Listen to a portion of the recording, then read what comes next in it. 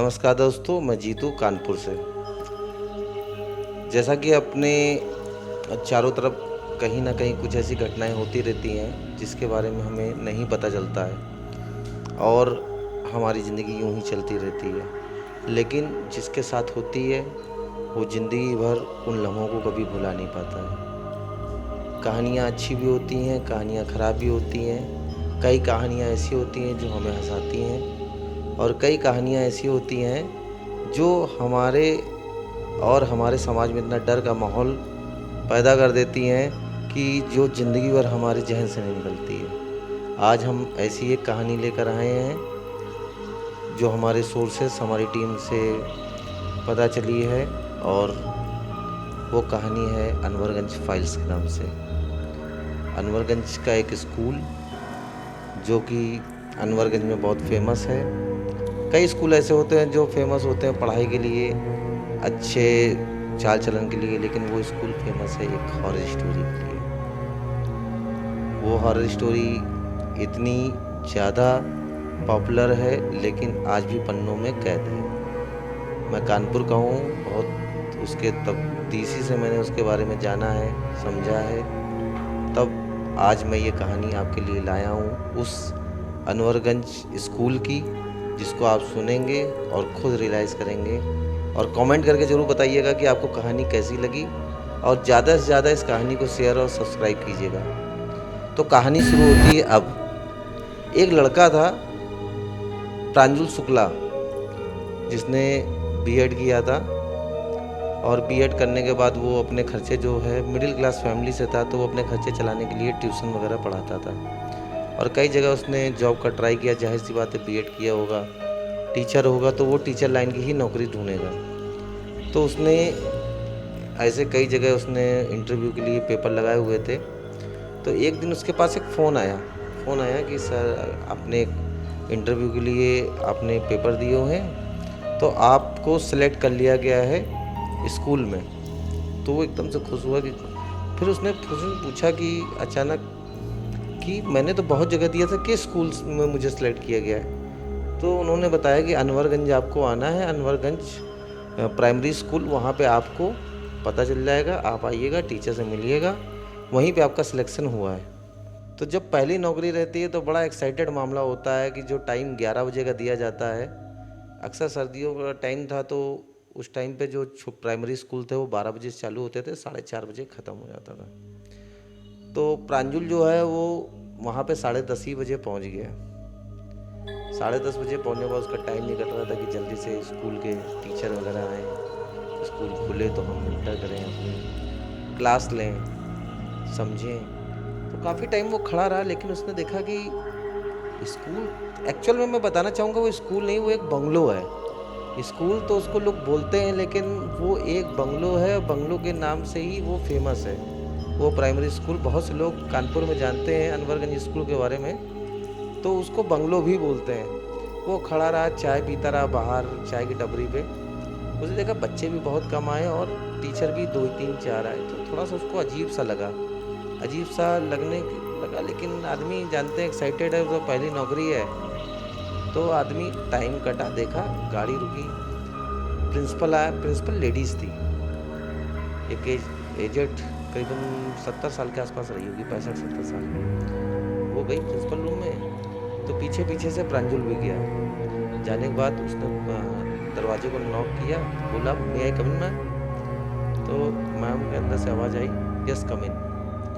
तो उन्होंने बताया कि मेरा नाम प्रांजुल शुक्ला और मैंने अप्लाई किया था, यहाँ से मुझे फ़ोन आया कि आपको सिलेक्ट किया गया। अच्छा, आप भी प्रांजुल हैं? मैडम थोड़ा स्ट्रिक्ट थी, तो उन्होंने देखा कि एज अभी 25-26 साल है, तो उन्होंने पूछा ये तुम्हारी पहली नौकरी है? हाँ मैम, मेरी पहली नौकरी है। जैसा कि आपने मेरे सर्टिफिकेट में भी देखा होगा, मैं अभी रिसेंटली मैंने बीएड कंप्लीट किया है और अभी मैं जॉब की तलाश में हूँ, थोड़ा मिडिल क्लास फैमिली से, इसीलिए मैं जॉब करना चाहता हूँ, इसीलिए मैंने अप्लाई किया।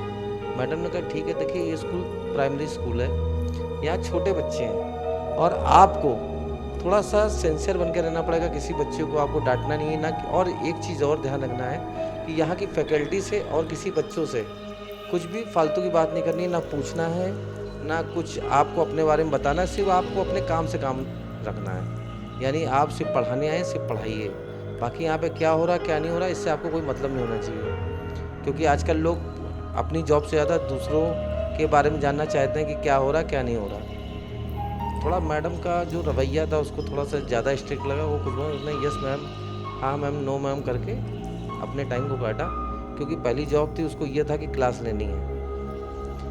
जब वो क्लास में गया तो उसने देखा कि वहाँ पे केवल 10-12 बच्चे थे। उसको बड़ा अजीब लगा कि प्राइमरी स्कूल में तो बहुत सारे बच्चे होते हैं, लेकिन यहाँ पे 10-12 बच्चे हैं। खैर, उसने उन चीज़ों को माइंड ना करके, उसका पहला दिन था तो प्रांजल ने जो है वो पढ़ाई चालू कराई बच्चों की। फर्स्ट क्लास थी तो पहला दिन था, थोड़ा सा खेलने वाली चीज़ें और थोड़ा सा एक्साइटेड वाली चीज़ें, बच्चे खुश हों वो सब चीज़ें पढ़ाई। और जब क्लास 4:30-5 बजे ख़त्म हुई तो स्कूल की घंटी बजी, सब बच्चे वहाँ से दौड़ते हुए चले गए। तो प्रांजल ने सोचा कि पहला दिन है तो कल के लिए कुछ कोर्स तैयार कर लेता हूँ। तो उन्होंने कहा थोड़ा सा लंबा समय हो गया, थोड़ा सा पानी आनी पी लेता हूँ। बाहर पानी की व्यवस्था थी तो उसने देखा कि एक बच्चा दरवाजे के पास खड़ा था आखिरी वाली क्लास में, और सारे बच्चे जा चुके थे। तो उस बच्चे के पास में गया कि बेटा यहाँ क्या कर रहे हो? दरवाज़ा बंद था कि वो मुझे खेलने के लिए बुला रहे हैं। मैंने देखा अगल बगल कोई नहीं, और बच्चा कह रहा है खेलने के लिए, कह रहा है कि इस दरवाजे के पीछे से खेलने के लिए बुला रहे हैं। मैंने देखा दरवाज़ा तो काफ़ी टाइम से बंद लगा, ऐसा लग रहा था, क्योंकि वो जो उसका लॉक था वो लॉक पे काफ़ी जंग लगी हुई थी, जैसे काफ़ी काफ़ी टाइम से खुला ना हो। मैंने कहा यहाँ से कोई बुला रहा है, मुझे नहीं पता, मैं देखता हूँ शायद खुल के, हो सकता है उधर से कोई बुला रहा हो, उधर से कोई ग्राउंड हो। लेकिन इतनी देर में क्या देखता हूँ कि चौकीदार दौड़ते हुए आता है और मुझे रोकता है, सर ये क्या कर रहे हो? तो प्रांजल एकदम से हैरान हो गया कि एकदम ऐसा क्या हुआ कि जिसने मुझे इतनी तेज़ से पकड़ लिया। सर देखिए, ये दरवाज़ा जो है बहुत टाइम से बंद है, और ये दरवाज़ा खोलने के लिए भी मना किया गया है, क्योंकि जब मैं आया था तब भी दरवाज़ा बंद था, और आज तक मुझे भी लमसम 10 साल हो गए हैं ड्यूटी करते हुए, लेकिन ये दरवाज़ा आज तक खोला नहीं गया है, ऐसा चौकीदार ने बोला है। और कभी खोला किसी ने भी नहीं खोला, ऐसे मानिए। और यहाँ रही बात आवाज़ की, आप जैसे बता रहे हो बच्चा पीछे, ये बच्चा बोल रहा है, आपने बोला, तो ऐसा कुछ भी नहीं है। मैंने कहा हो सकता है कि बच्चा झूठ बोल रहा हो या उसको ऐसा भ्रम लगा हो। थोड़ी देर बाद देखा बच्चा भी वहाँ से जा चुका था। खैर कोई बात नहीं, मैंने कहा चलो हो सकता है कि दिमाग का भ्रम हो गया हो बच्चे को। मैं अपने कमरे पे आ गया स्कूल वाले, और प्रांजल ने क्या किया कि वहाँ पे अपने कोर्स की तैयारी की अगले दिन की, हमको क्या पढ़ाना है, किस तरह पढ़ाना है। थोड़ी देर बाद वो क्या देखता है कि एक लेडीज़ आती है, चेहरा नहीं दिख रहा उसका, क्योंकि शाम का टाइम में अंधेरा हो गया था, क्लियर चेहरा नहीं दिख रहा था। और वो बोलती क्या है कि सर यहाँ पे अभी राहुल गए नहीं है, कितनी देर में जाएंगे? तो प्रांजल बोलता है राहुल, तो बोलता है एक्सक्यूज़ मी मैम, आज मेरा पहला दिन है और मैं ज़्यादा लोगों के नाम भी नहीं जानता हूँ, और मेरे हिसाब से तो अभी सब कुछ चले गए होंगे, मैं इसलिए रुक गया हूँ क्योंकि मुझे कल की तैयारी करनी है थोड़ी सी। हो सकता है कि आप चपरासी से पूछ लीजिए कि वो जानते होंगे। कह रहे नहीं, मुझे चपरासी भी नहीं दिखा, आप पता कर लीजिए, ऐसा उस लेडीज़ ने बोला। तो प्रांजल ने बोला कि एक्सक्यूज़ मी मैम, क्या आप अपना नाम बता सकती? तो अगर मुझे मिलेंगे तो मैं बता दूँगा। तो उसने बोला कि मेरा नाम कविता है। तो प्रांजल उठा और सब कमरों में देखा कि कोई भी टीचर नहीं दिख रहा था। उसने सोचा लो चौकीदार से पूछ लेता हूँ, तो चौकीदार भी जा चुका था। खैर, जब वो वापस आके देखता है तो वहाँ पे वो लेडीज़ भी जा चुकी थी। उसने कहा टाइम ज़्यादा हो गया, तो चलो ऐसा करते हैं कि बाकी कुछ घर पे तैयारी कर लेंगे, बाकी जो पढ़ाना है क्लास में ही डिसीजन ले लेंगे, छोटा क्लास है, कोई ज़्यादा पढ़ाई तो होती नहीं। तो जब उसने बैग उठाया और वो अपने घर को जाने के लिए चला, तो वो उसी गैलरी के आखिरी पे पहुंचा जहां वो दरवाज़ा बंद था। उसके दिमाग में एकदम से चीज़ नोटिस हुई कि दरवाज़ा तो ये बंद है, अभी कोई है भी नहीं, लाओ मैं देख लेता हूँ इसके पीछे आखिर है क्या। तो उसने थोड़ा मशक्क़त करके दरवाजे को खोला, क्योंकि टाइट था। खोला तो देखा उसने अंदर अंधेरा सा था, एक बड़ा सा रूम था। तो उसने थोड़ा सा और अपने मोबाइल की टॉर्च जलाई, तो उसने देखा कि वही लेडीज़ उसी कमरे के अंदर थी और क्या बोलती है प्रांजल से, मैंने तुमको मना किया था ना कि यहाँ पे नहीं आना, और तुमने ये दरवाज़ा खोला और तुम फिर आ गए। एकदम से प्रांजल को समझ ही नहीं आ रहा था ये हुआ क्या। ये लेडीज़ बाहर थी, फिर गायब हुई और बोल रही थी मैंने मना किया था दरवाज़ा ना खोलना, ये बात तो मुझे चौकीदार ने बोली थी, और ये क्यों बोल रही है। तो और जब उसने थोड़ा सा करीब से उसको देखा, वो डरा हुआ था, मानो कि जैसे 100-150 साल पुरानी एक औरत हो, जैसे मतलब कि मर जाती है, मरने के बाद कोई बॉडी सड़ जाती है, उस कंडीशन की वो औरत की शक्ल थी। वो एकदम से हड़बड़ा के उसी दरवाजे पर टकराया और दरवाज़ा वो अपने आप लॉक हो गया। अब वो क्या देखता है कि वो लेडीज़ और एक आदमी के साथ छत पे उल्टी लटकी हुई है, और वही ना मेल की आवाज़ है ना फीमेल की आवाज़ है, बस यही कह रही थी मैंने मना किया था कि दरवाज़ा ना खोलना और तुम ये क्यों आए, बस यही कभी उसको लेडीज़ की आवाज़ लग रही, कभी जेंट्स की आवाज़ लगी। एकदम से उस प्रांजल का दिमाग काम करना बंद कर गया, मानो वो पागल सा हो गया, और अचानक से वो दरवाजे को कस कस के खोलने की कोशिश करने लगा और दरवाज़ा अचानक से खुला और वो एकदम से गिरते पड़ते बाहर निकला। गाड़ी इसको से स्टार्ट करके किसी भी तरह वो घर पहुंचा और उसकी तबीयत ख़राब हो गई, और वो 2 दिन हो गए स्कूल नहीं गया, और दोबारा से फ़ोन आया तो उसने फ़ोन नहीं उठाया। फिर उसके पापा गांव से आए, जो पहले उसके पापा यहाँ रहते थे वो गांव से आए, तो देखा कि प्रांजल की तबीयत ख़राब है। तो प्रांजल ने पूरा वाक़या बताया कि ऐसा ऐसा था, मुझे जॉब लगी, मैं ऐसे ऐसे अनवरगंज के स्कूल पे गया और मेरे साथ ऐसा ऐसा हुआ।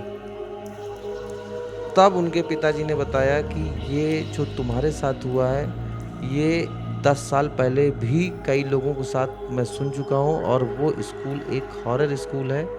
वहाँ पे एक टीचर और उसकी वाइफ की मौत हो चुकी है, आज तक मौत की वजहों का पता नहीं लगा, और कई ऐसे लोग हैं कि उस रूम में जो चीज़ तुमने एक्सपीरियंस किया है वो कई लोग कर चुके हैं और जॉब को छोड़ चुके हैं, और उन्होंने ये मानिए कि मुझे कसम दी कि आज के बाद तुम इस स्कूल में जॉब नहीं करोगे, और वो प्रांजल का पहला दिन ही आखिरी दिन बन गया। अब आप समझ सकते हैं कि आज भी कानपुर में और पूरे भारत में ऐसी जगह हैं जहाँ पे ऐसी ना जाने कितनी कहानियाँ दफन है, लोग बताने से डरते हैं कि कहीं लोग उनका मजाक ना बनाएं।